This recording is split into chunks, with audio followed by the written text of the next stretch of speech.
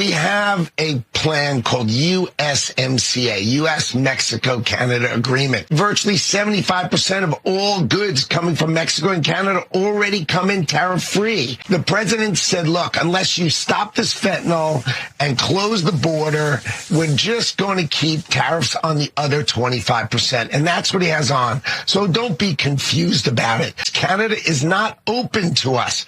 They need to open their market. Unless they're willing to open their market, they're going to pay a tariff. That's a simple message the president has. It's fair trade. It's reciprocal trade. Why should we have our country be wide open while theirs is closed? This is an 80-year wrong that President Trump is trying to fix, and our businesses are going to really, really enjoy it.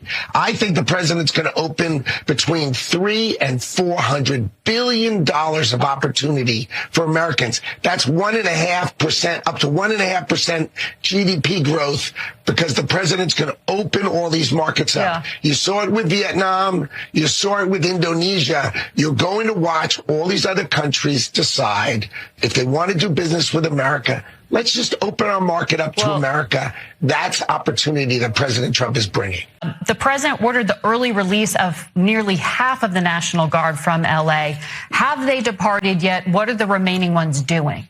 Well, I believe they've departed, but they were never needed in the first place. The implications of this are, frankly, nothing short of historic.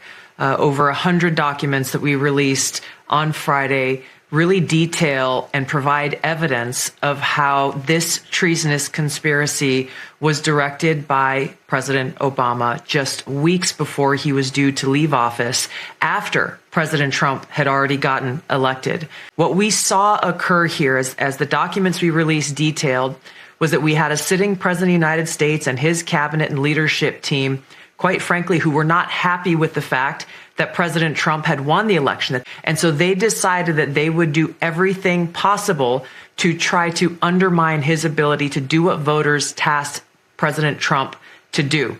So creating this piece of manufactured intelligence that claims that Russia had helped Donald Trump get elected contradicted every other assessment that had been made previously in the months leading up to the election that said exactly the opposite, that Russia had neither the intent nor the capability to try to, quote unquote, hack the United States election for the presidency of the United States. So the effect of what President Obama and his senior national security team did was subvert the will of the American people, undermining our democratic republic, and enacting what would be essentially a years-long coup against President Trump, who was duly elected by the American people.